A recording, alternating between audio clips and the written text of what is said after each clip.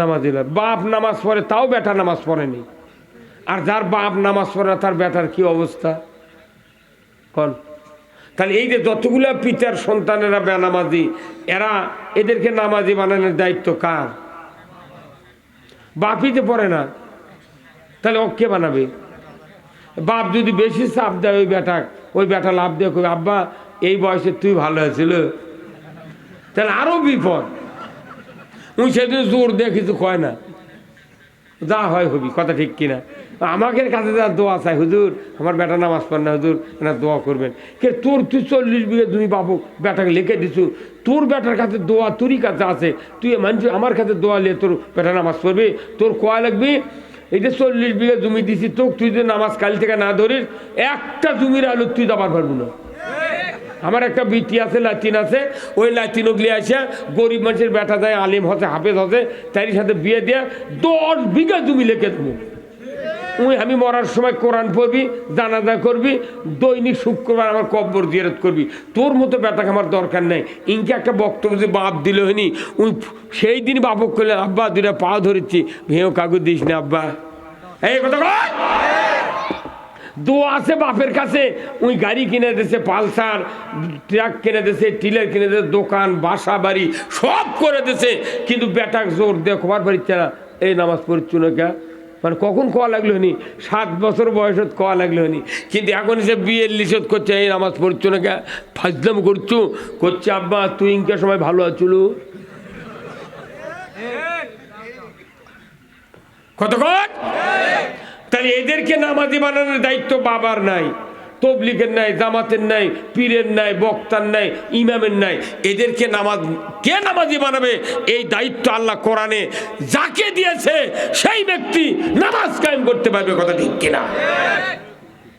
আমার ভাইরা, আল্লাহ রাব্বুল আলামিন কোরআনুল কারিমে বলছেন আল্লাযীনা ইম্মাক্কান্নাহুম ফিল আরদ আকামুস সালাতা ওয়া আতাউয যাকাতা ওয়া আমারু বিল মারুফ ওয়া নাহু আনিল মুনকার ওয়া লিল্লাহি আকিবাতুল উমুর। জোরে কন্না মারহাবা। আবার আল্লাহ বলছেন, এই হুজুরা এখানে আসেন, আপনারা বসেন, উঠান যা আইলে বক্তৃতা আপনাকে শোনা লাগবে তো, খালি তো বাড়ি সারি ঘুরছেন কে সব, আসেন এর বসেন। ওই খয়েরি হুজুর কোনটি গেল?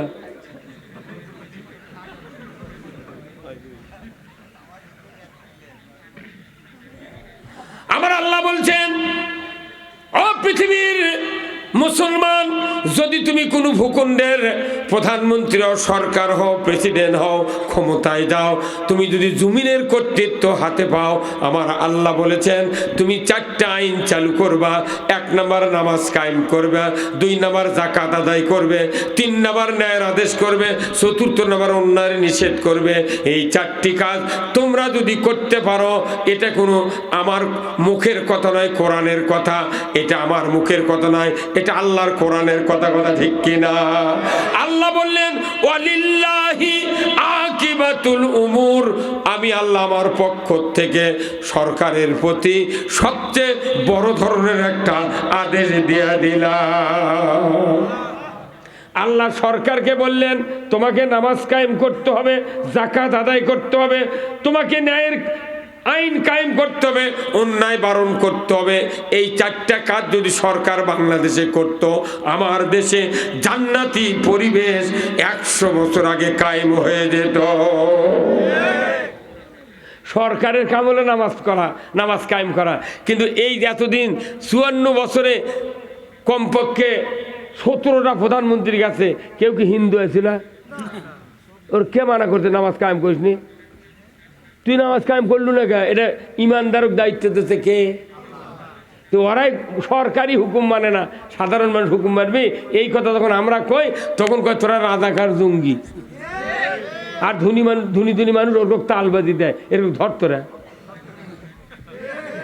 কুল্লু গরিব মানুষ ধরে জেলত তুলিছে, আর ধনী করে গাঁত হাতে দেয়নি। ধনী মানুষ তো সরকার বদলিলি উনি আবার ওর কেড়ে হয়ে যায়। কি ক্যাপাসিটি ওর কেড়ে? যাই সরকার হয় ওর 5 মিনিট লাগে না ঘুরতে। আমাকে ইউনিয়নের একটা হাজিয়া ছিল, চার দলের চার জামা বানিয়েছিল, যাই যখন ক্ষমতা যায় ওই জামা কাপড় ওরকে আগে করে, ও কেউ ধরবে পারে না। আমার ভাইয়েরা, আল্লাহ রাব্বুল আলামিন কোরআনুল কারিমে বলছেন, সিবগাতাল্লাহি ওয়া মান আহসানু মিনাল্লাহি সিবগাতান ওয়া নাহানু লাহু আবিদুন। সূরা বাকারা আল্লাহ বলেছেন, ও দুনিয়ার মানুষেরা তোমরা শোনো, আমি আল্লাহ আমার রঙে রঞ্জিত হও, আমার রং হলো সারা রং, আর যারা আমার আবেদ বান্দা তারা শুধু আমারই রং ধারণ করে। জোরে কন্যা আল্লাহু আকবার। আল্লাহর আবেদ হতে গেলে, আল্লাহর খাঁটি বান্দা হতে গেলে আল্লাহর রং ধরতে হবে। আল্লাহর রং যদি আপনি ধরেন, মানে কি আল্লাহর পক্ষ দিলেন, দুনিয়ার কেউ আপনাকে বিশ্বাস করবে না। কবিতা না, ওর কাছে ভোট চাওয়া লাভ নাই, ওই অমুকের লোক। কথা কন, এই সিবগাতাল্লাহি ওয়া মান আহসানু মিনাল্লাহি সিবগাতান, তুমি আমার রঙে রঞ্জিত হও, আর আমার রং হলো সেরা রং। যে ব্যক্তি আল্লাহর পক্ষ নিবে, এটাই হলো জান্নাতে যাওয়ার মক্ষম সুযোগ। ধরে বলুন ঠিক কিনা? আল্লাহর পক্ষ না নিলে আল্লাহ জান্নাত দিবে না। কথা ঠিক কিনা? আপনার বেটা যদি আপনার পক্ষে কথা না কয়, গায়ের মানুষ একটা বাপক মারিচ্ছে, বেটা খারাপ থেকে করছে, কেবার তোর আমার বাবার সাথে এগুলো করছো গে? আর তুই লাগে তারে বাপক মারিচ্ছে, তুই করছি এগুলো করে গে? উই যদি বাপের সাক্ষাতে বাপক মারিচ্ছে, ওই সাক্ষাতে উই যদি বাপের পক্ষ নিয়ে দাঁড়াতো, ওই গ্রামের মানুষ ওর বাপক মারতে পারতো না। উই ওই থেকে দেখিচ্ছে আর বাপক ঘুরতেছে। ওই বাপ যখন মারামারি বন্ধ হয়ে যায়, কবি কই বা তুই বদমাইশ রে, আমাকে তুই সাক্ষাতে মারলো, তুই একটা কথা বললু না। ওই বাপ কবি তোকে এক সম্পত্তি দেবো না, পড়ার বেটা দেবো, তাই আমাকে আগে হয়নি, তুই ইলে কি করলু? কত কর না যাই আল্লাহর পক্ষ নিবে তাকে আল্লাহ মাফ করে দেবে। তাহলে পক্ষ নেওয়া হলো জরুরি। কথা ঠিক কিনা? আমার ভাইয়েরা, কোরআনুল কারিমে আল্লাহ বলছেন, শাহরু রমজান আল্লাযী উনজিলা ফীহিল কুরআন হুদাল লিন্নাস ওয়া বায়্যিনাতিম মিনাল হুদা ওয়াল ফুরকান। আমার আল্লাহ বলেছেন, রমজান মাসে কোরআন নাজিল করেছি, উদ্দেশ্য দুইটি। এক নাম্বার হলো মানুষ শুধু হাদায়াত হবে, মানুষ শুধু আল্লাহর পথে থাকবে, রসুলের পথে থাকবে। আল্লাহর পথ রসুলের পথ ছাড়া কাউরও পথে থাকবে না। এই জন্য কোরআন নাজিল করেছেন ১৫০০ বছর আগে। জোরে বলুন ঠিক কিনা? কিন্তু দুঃখের বিষয়, সারা পৃথিবীতে ২২৮টা রাষ্ট্রের ভেতরে ৮৪০ কোটি মানুষ বসবাস করে। বর্তমানে মাত্র ১৪০ কোটি মানুষ ইমানের পক্ষে, আল্লাহর পক্ষে, রসুলের পক্ষে। কিন্তু তারই ভিতরে ৭৫% লোক নামাজ আদায় করে না। আর বাদ বাকি মোট মানুষ আল্লাহর বিরুদ্ধে, রসুলের বিরুদ্ধে, ইসলামের বিরুদ্ধে। ১৫০০ বছর আগে কোরআন আসলো মানুষ হেদায়েত করার জন্য, অথচ মানুষ হেদায়েত হলো না। মাত্র ১৪০ কোটি মানুষের ভেতরে মাত্র ৭৫% লোক বেনামাজি, আর বাদ বাকি কিচ্ছু নাই। 25% নামাজি আপনাদের শুক্রবারে নামাজ পড়েন না ভাই, জুম্মার। ১৬ আনা মুসল্লির ভেতরে 10 আনা মুসল্লি খালি শুক্রবারে নামাজ পড়ে, আর হলো 4 আনা মুসল্লি মাগরিব পরে আর জোহর পরে। ফজরের সময় চেতন পায় না, আসরের সময় কাজের টাইম পায় না, আর এসার সময় পাওয়া হয় না। মাত্র 2% লোক নামাজ পড়ে। তাহলে এগুলো করে কি আমাকে জান্নাত পাওয়া যাবে ভাই? তাহলে এই নামাজ কায়েম করার দায়িত্ব আল্লাহ সরকার দিয়েছে। সরকার যদি আইন করে, আজ থেকে বাংলাদেশে নামাজকে আইনের মাধ্যমে ফরজ করা হলো। যে ব্যক্তি ১ ওয়াক্ত নামাজ কাজা করবে, ইমাম আর মুয়াজ্জিনকে দায়িত্ব দেওয়া হলো। যারা যারা ওই মহল্লার বেনামাজি আছে, সকাল ৮টার মধ্যে এই বেনামাজির তালিকা মহাদেবপুর থানার ওসির কাছে আপনারা দিয়ে দিবেন। ফজরে আজান দেওয়া লাগবে না, 3:30টার সময় বেনামাজির বউ বেনামাজির বাপ মাও এরা ডাকিয়ে তুলে কবি, বাবা তোর কি হাজুত খাটার ইচ্ছা আছে? 70 টাকা যদি প্রতি ওয়াক্তে হয়, বেতের ধরে 6 ওয়াক্ত 420 টাকা জরিমানা, আর 6 ওয়াক্তের জন্য 15 ঘন্টা হাজুত। তুমি যদি 24 ঘন্টার মধ্যে 15 ঘন্টা হাজুত খাটতে পারো, 420 টাকা ডেলি জরিমানা দেওয়ার পারো, তুমি শুয়ে থাকো। আর যদি তা না পারো, তাহলে ওযু করে মুয়াজ্জিন ডাকিলে তুমি মসজিদে যাও। এই দেখ, এই 16 বছর পুলিশ দিয়ে আমাকে রোগ পিটেছে, পুলিশের চাকরি দিয়েছে খালি মানসিক বেতন দেওয়ার জন্য। কিন্তু ইসলাম যদি বিজয় হয়, এদেশে গায়ে গায়ে 2টো করে পুলিশ থাকবে, মসজিদত কম্বল গাদ্দে শুয়ে থাকবে। ওরা মুয়াজ্জিন আজান দেবি, 2 দিক বাঁশি লিয়ে যাবি, বাঁশি ফুকে বার কবি, কেনে কে বাড়ির মধ্যে কথা শুনি কে বারে তুই এই কথা কর। পুলিশের ভয়ে, সরকারের আইনের ভয়ে ওই মসজিদ বিলা দৌড়তে বাধ্য। সরকার নামাজ কায়েম করা লাগবে, কার কথা? সেই নামাজ। আমরা নামাজের কথা দীর্ঘদিন হলো, আমার 47 বছর হচ্ছে বক্তৃতার বয়স। বাপ বক্তৃতা করছে 103 বছর বয়সে মারা গেছে, বাপও করছে কমবে 80 বছর বক্তৃতা। তারপরে কি হচ্ছে? সমাজে নামাজের তুলনায় বেনামাজি। যে মুয়াজ্জিন মসজিদে আযান দেয়, ওনার আযান শুনে গায়ের 6 মানুষ জুম্মাত আছে, অথচ ওনার একটা বেটা জুম্মাত যায় না। তাহলে কি লাভ হলো? কি লাভ হলো? আজান দিয়া, বক্তৃতা দিয়া, হাত ধরে পাও ধরে নামাজ কায়েম হবে না। নামাজ কায়েম হবে সরকারের আইনে, কার কথা? আমার ভাইয়েরা, যদি নামাজি হয় আপনার একটা সন্তান, এই নামাজি সন্তান বাবার কবরের পাশে গিয়া যদি একবার সূরা ফাতিহা, 3 বার বিসমিল্লাহ সহ সূরা ইখলাস তেলাওয়াত করে আল্লাহর দরবারে হাত তুলে দোয়া করে, নবীজি বলেছেন 3 বার বিসমিল্লাহ সহ সূরা ইখলাস দুনিয়ার কোন ইমানদার যদি তেলাওয়াত করে, সাথে সাথে আল্লাহ তাআলা ওই মানুষের আমলনামায় 30 পারা কোরআনের সওয়াব দিয়ে দেয়।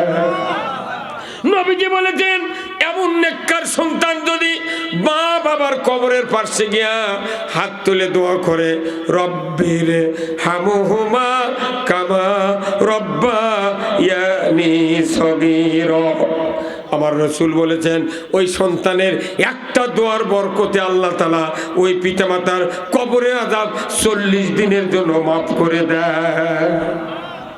তাহলে বেটা ভাস্তা নামাজি হলে লাভ না লস? তাহলে এই নামাজি বানানোর জন্যে আমাকে যে সরকার নামাজ কায়েম করবি, এই সরকার বানাতে হবে। এখন আপনি যদি সেই সরকার না বানিয়ে তালবাজি মারেন, সে কথাও খুতবার প্রতি শুক্রবারে আপনারা শুনতেছেন।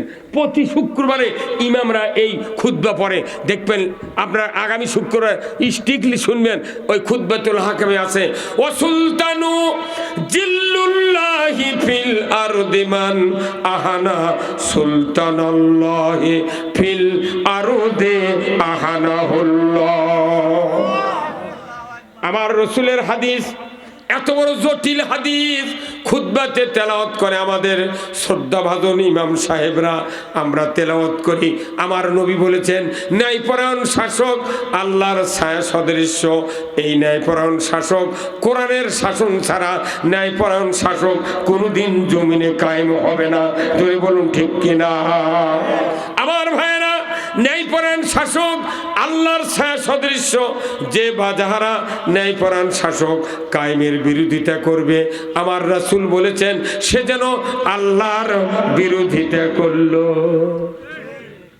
ন্যায়পরায়ণ শাসক কায়েম করবার চালি হাজার হাজার মানুষ বিরোধিতা করে, কিন্তু এইবারে সে বিরোধিতা মেলা কমে গেছে। এই কথা কন না কা? এইবার একটা কিছু হবি, কথা কন না কা?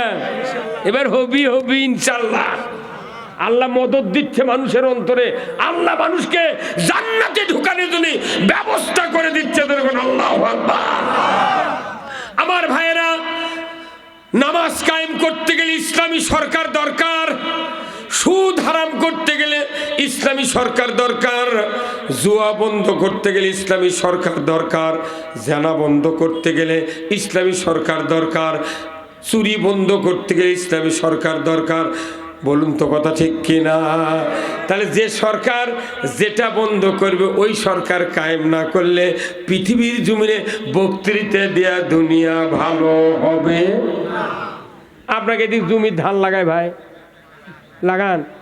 আচ্ছা ইরি লাগানোর পর কয়দিন পর আমন লাগানোর পর কয়দিন পর রিপিট দেওয়া লাগে 5-7 হ্যাঁ হাউস করে কর না কে আমরা কৃষক না তাহলে 5-7 দিনের মধ্যে রিপিট দেওয়া লাগবে যদি মাথা রিপিট দিতে দেরি হয় দেখবেন পরলের মাথা লেছে তাহলে ও কি আবার ভিনিশ করার জন্য পাতা আছে তরল আর পাতা মিক্স করে দিলে ওর মাথা গলে ফেলে দিবি এখন একটা লোক কথা না বা আমি যখন তুমি যখন রিপিটও দাওনি পাতাও দাওনি তাহলে বলে মানে দিয়ে লাভ কি তুমি এক কাজ করো প্রতি 15 দিন পর পর 10 কেজি করে ইউরিয়া ওই 1 বিঘা জমি দিয়ে দেবে তোমার কোনো টেনশন নেই সেই সময় সেই ধান হবে তোমার আচ্ছা 3 মাস পর যখন ধান পাকিচ্ছে কাটপের গেলে ওই জমিতে কি ধান পাবি না ঘাস পাবি হ্যাঁ আমাকে দেশে হচ্ছে কি 17টা প্রধানমন্ত্রী গেছে একটা সরকার নামাজ কায়েম করেনি সুদ হারাম করেনি চুরি বন্ধ করেনি জেনা বন্ধ করেনি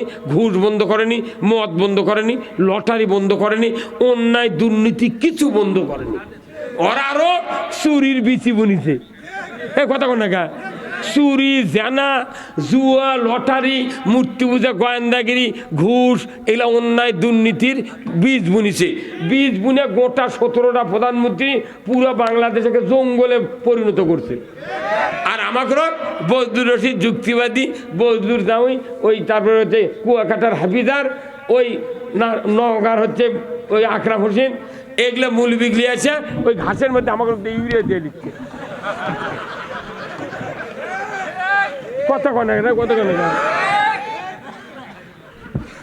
যাই পাগল তাই ঘাসের মধ্যে জমিতে ইউরিয়া দিবি মানুষ কবে আরো 8 দিন যদি লাগে লিরিয়াতে তুই লিরিয়া তারপর সার দে কথা কনে পারে কথা ঠিক কিনা বাংলাদেশ পুরা জঙ্গল হয়ে আছে তারই মধ্যে সভা করে লাভ কি এই বাংলাদেশ আগে লিরিয়ান লাগবি যত সরকার বাংলাদেশ আছে প্রত্যেকটা নির্বাচিত সরকার যাই উঠেছে তাই মামলা দিছে এখন অন্তর্বর্তীকালীন সরকার ডক্টর ইউনূস আছে এখন মামলা হচ্ছে চাচা মামলা হচ্ছে এখনকার উপর আর মামলা হচ্ছে বুঝতে পারেন না এখন কি কেউ কার উপর মামলা দিচ্ছে কেউ কোনো মামলা নাই তাহলে ভোটের সরকার নাই মামলা নাই এরপরে যাই ভোটে আসবি ই খালি মামলা দিবি মানে ভোট করার কি দরকার আমরা দিন কত ঘুম পারেলি আমার ভোটের দরকার নেই 20 বছর ডক্টর ইউনূস আপনি থাকেন তো থাকেন 14-15টা মামলা দিয়ে আমার মতো 47 বছর বক্তৃতার বয়স 47 বছর ইমামতি বিয়ে করার 12 বছর আগে থেকে ইমামতি করি সেই মানুষ 14-15টা মামলা দিয়ে জেলখানা সেলত দিয়ে আমাকে ওকে দিবেন লাগিয়েছিল কিন্তু তাই হবি আল্লাহ আল্লাহ এমন খেল দেখাছে পাক করা ভাত খাওয়ার পারেনি তা আবার ওর পাতি না তারা কয় কি কইছে আছে তাজ্জুদ পড়ে কোরআন পড়ে আবার জুম্মা করে আবার পড়লেও যায় কথা ঠিক কিনা আমি ইমানদার হিসাবে যে দল করেন একটাবার ইসলাম বিজয় করা দরকার কথা ঠিক কিনা ইসলাম বিজয় কারা কারা চান দুহাত তুলে দেখান লিল্লাহে তাকবীর নারাই তাকবীর আল কোরআনের আলো কোরআন হাদিস যেখানে বাংলার মুসলিম লিল্লাহে তাকবীর হুজুরাই যদি ইসলাম বিজয় না চায় সাধারণ মানুষ চাবি মসজিদে ইমামতি করে আল্লাহর রসুলের এই হাদিসের অর্থ ইমামরা যদি খালি বাংলাদেশ বুঝে দিত আমাদের বাংলাদেশ জামাত ইসলামী ইসলামী দলের উপর বিএনপির উপর এগুলো মামলা হামলা থাকতো না কিন্তু মসজিদে তো আসল কথা কয় না ওরাই মোতাল্লির ভয়ে চুপ করে থাকে সুবহানাল্লাহ দেখেন না ইসলাম বিজয় করা আল্লাহর পক্ষ থেকে বড় ধরনের একটা আদেশ ধরে কোন ঠিক কিনা আমার ভাইয়েরা আল্লাহ রাব্বুল আলামিন কোরআনুল কারীমে বলছেন ইন্নাদ-দীনা ইনদাল্লাহিল ইসলাম ইসলাম নামক জীবন ব্যবস্থা আল্লাহর কাছে প্রিয় এই জীবন ব্যবস্থা বান্দা তোমাদের কাছে যদি প্রিয় হয় আমি আল্লাহ তোমাদেরকে মুসলমান অবস্থায় মৃত্যুবরণ করার সুযোগ করে দেব ইসলাম জীবন ব্যবস্থা কে পাঠিয়েছেন? আল্লাহ কোরআনুল কারিমে বলছেন, ইসলাম যদি তোমরা না মানো, ইসলাম যদি ভালো না বাসো, ইসলামকে জীবন ব্যবস্থা হিসেবে যদি গ্রহণ না করো, ইসলাম বিজয়ের চিন্তা যদি না করো, আমার আল্লাহ বলেছেন ওয়া ইয়াবতাগি গায়রাল ইসলামি দীনান ফালাই ইউকবালা মিনহু ওয়া হুয়া ফিল আখিরাতি মিনাল খাসিরিন। আমার আল্লাহ বলেছেন, ও পৃথিবীর ইমানদারেরা, ইসলাম ছাড়া অন্য কোনো জীবন ব্যবস্থা, অন্য কোনো জীবন আদর্শ যদি তুমি মানো, সন্তুষ্ট চিত্তে আমার ইবাদত বন্দেগী করো। আর আমি আল্লাহ বলে দিচ্ছি, ইসলামকে প্রত্যাখ্যান করলে আমার তরফ থেকে বিরাট একটা জটিল হুকুম দিয়ে দিলাম, তোমাদের মাঝ থেকে কোনো ইবাদত আমি আল্লাহ আমার কবুল করা হবে না। ইসলাম না মানলে একটা ইবাদত কবুল করা হবে না। কার কথা? তাহলে সব বাদ দিয়ে ইবাদত কবুলের জন্য ইসলাম বিজয় করা লাগবে। কিন্তু আমাদের দেশে মসজিদ কায়েম আর মাদ্রাসা কায়েম, মধ্যে সম্বন্ধে ইসলাম গুদ কথার কোন দেখা। রসুল্লাহ যে মসজিদে ইমামতি করেছেন, সেই মসজিদে নববীতে আজও কিয়ামত পর্যন্ত 1 রাকাত নামাজ পড়লে 50,000 রাকাতের সওয়াব। কারণ কি? ওই মসজিদ থেকে রসুল্লাহ নামাজ কায়েম করেছেন, চুরি বন্ধ করেছেন, জেনা বন্ধ করেছেন, ঘুষ বন্ধ করেছেন, দুর্নীতি, লটারি, মূর্তি পূজা, অন্যায় অপকর্ম সব বন্ধ করে ন্যায় চালু করেছেন। ওই রসুলের এই মসজিদটা ছিল সংসদ ভবন, কথা ঠিক কিনা? ওটা শুধু সংসদ ভবন, সেই জন্য ওই মসজিদে নামাজ পড়লে এত সওয়াব। আর আমাদের দেশের মসজিদে লেখা তো মসজিদের ভেতরে দুনিয়াবি কথা বলা নিষেধ। আবার যদি ইমাম যদি সঠিক কথা কয়, মোতাল্লি গলা খাগার দেয়, তখন ইমাম ওই দিক তাকায়, তোর মোতাল্লি চোখ দিয়ে কয়, কি করছো? চাকরি করার ইচ্ছা আছে? তখন দেখা এই যে বাংলাদেশে কত হাফিজে মাদ্রাসা, আমি এইবার কমপক্ষে 500 হাফিজের মাথার পাগড়ি বেঁধে দিয়েছি। 500, ওই সেপ্টেম্বর থেকে শুরু করে 500। কিন্তু যারা হাফিজে মাদ্রাসার হাফিজ মাথার পাগড়ি দেয়, তখন কর্তৃপক্ষ, জাগিরদার, শ্রোতারা এত খুশি, এইরকম একটা ব্যাটা যদি আমার হতো, জীবন শান্তি হতো। এই কথা আফসোস করে যারা হাফেজ হয় পাগড়ি দিল, ওই পাগড়িওয়ালা হাফেজ আলিম ভাইয়া যদি কোরআনের সঠিক কথা সমাদত কবার লাগে, ওরাই ধরে নিয়ে যাবার জেলত তোলে। তাহলে হাফেজ হয়ে লাভ কি হলো? বরঞ্চ কোরআনের আইন যদি এদেশে থাকতো, কোনো অন্যায় হতো না। আমাদের সমস্ত ইবাদতের মূল